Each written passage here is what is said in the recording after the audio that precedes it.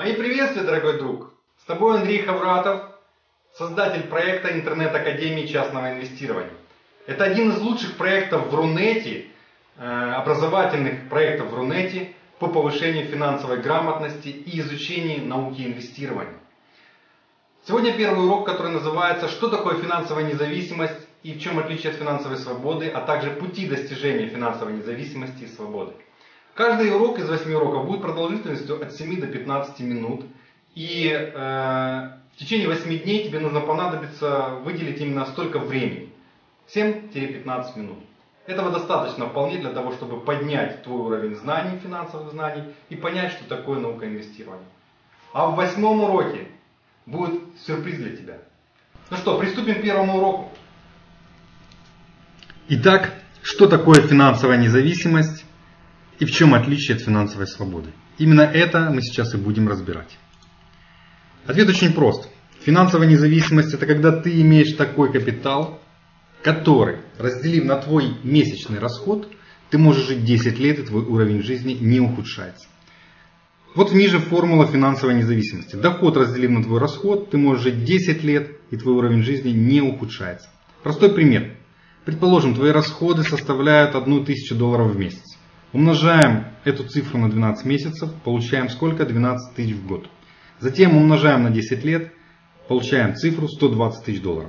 Так вот, если у тебя есть $120 000, ты можешь считать себя финансово независимым человеком. А что же такое финансовая свобода? Финансовая свобода — это когда ты имеешь доход от капитала и, разделив на твой месячный расход, ты можешь жить 30 лет и твой уровень жизни не ухудшается. Вот тебе формула финансовой свободы. Доход, разделив на расход, ты можешь жить 10 лет и более. И в принципе это и есть цель и мечта пенсионеров, которые накапливают себе пенсию. Пример очень простой. Твои $120 000 дают тебе 10% в год. Это $1000 в месяц. То есть $12 000 в год. Если ты, предположим, разместишь $120 000 по 30% в год, ты будешь получать $336 000. Это $3000 в месяц.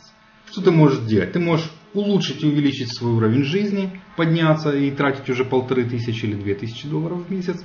И $1000 реинвестировать, увеличивать свой, скажем, финансовый портфель. В 8-м правиле мы будем говорить: всегда увеличивай свои активы и для чего это необходимо сделать. Вот в таком случае ты являешься финансово свободным человеком. Надеюсь, вы поняли, в чем различие финансовой свободы от финансовой независимости. И практически каждый человек стремится быть финансово свободным человеком. Но чтобы стать финансово независимым человеком, финансово свободным, необходимо определить сначала, в каком финансовом потоке ты сегодня находишься, и понять, в какой поток ты стремишься. Итак, есть 3 вида финансовых потоков. Первый — финансовый поток бедных. Второй — финансовый поток среднего класса. Третий — финансовые потоки богатых людей. Сам определи, в каком финансовом потоке ты находишься. Сейчас мы рассмотрим каждый из этих финансовых потоков. Финансовый поток у бедных идет следующим образом. Сколько пришло, столько ушло. Доход, разделив на расход, осталось 0. Деньги пришли, деньги ушли и ничего не накопил. О таких людях говорят: в пассивах как в шелках. Люди, живущие по этому принципу, всегда говорят, что им не хватает денег. Это закономерно.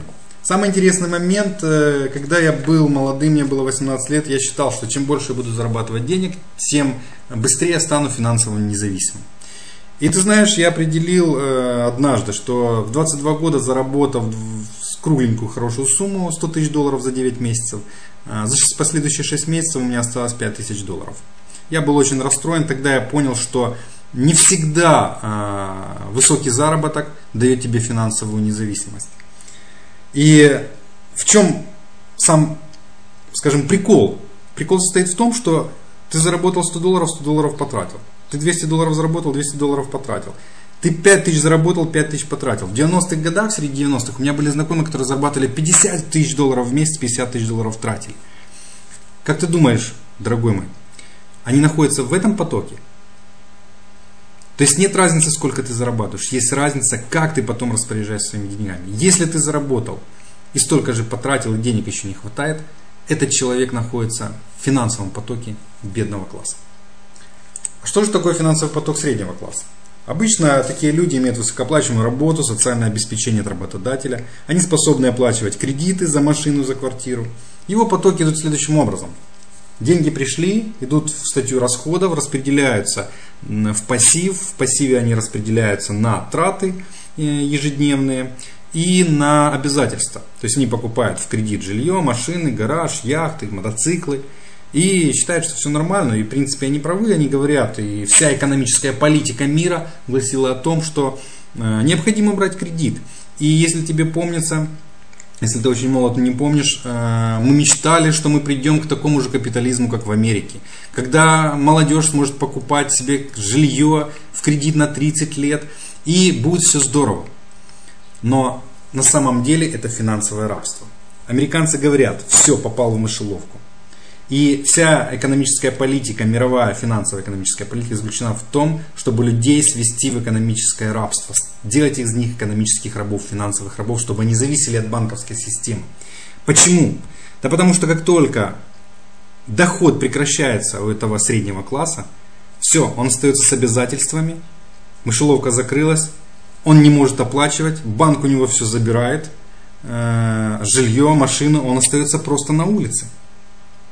Много пассивов, никаких активов, и так пока не потерял работу. Потеряв работу, все, он несчастный человек, он приходит в финансовый поток бедных, и потом вообще финансовый поток нищего человека.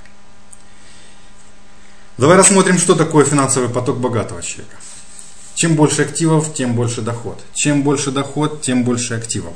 Если говорить о среднем классе, они, покупая в кредит жилье, думают, что они купили активы. Но на самом деле, мой дорогой друг, они купили обязательства.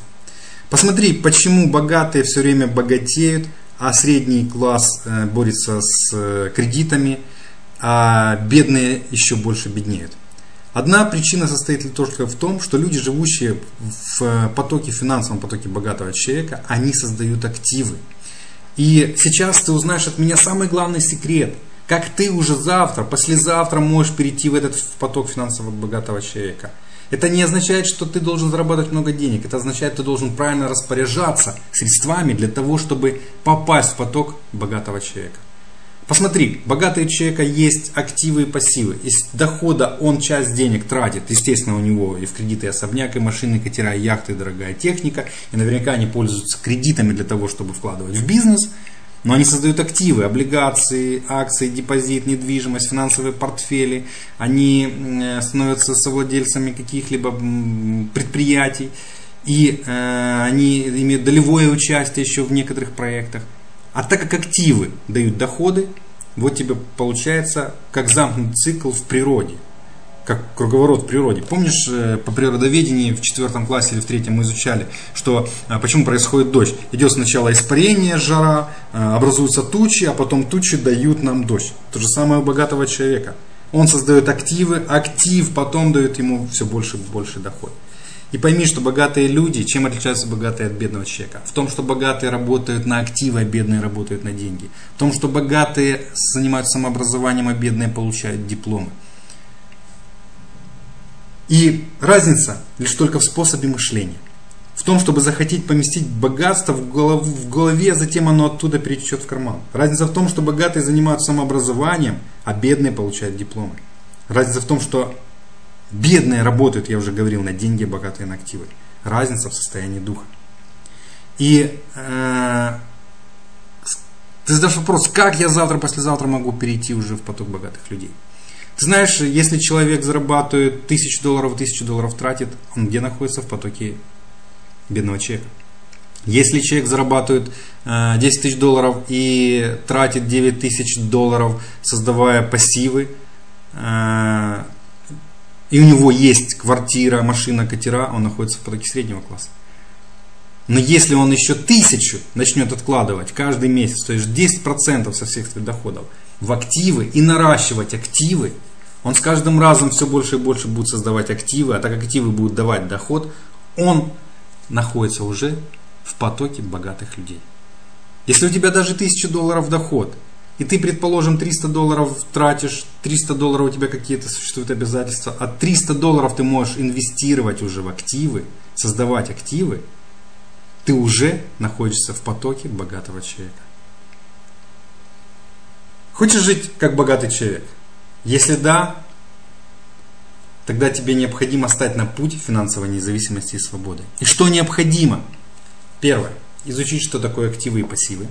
Второе. Осознать 5 заповедей частного инвестора. Пусть тебя не пугает, что называется 5 заповедей.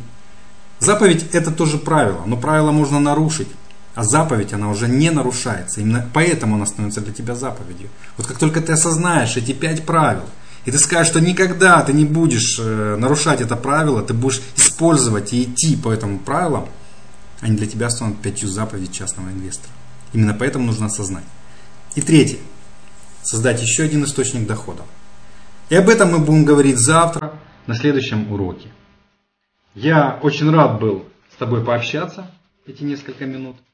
До встречи завтра на втором уроке в такое же время. С тобой был Андрей Хавратов, автор и создатель лучшего образовательного проекта по финансовому развитию в Рунете. Пока-пока!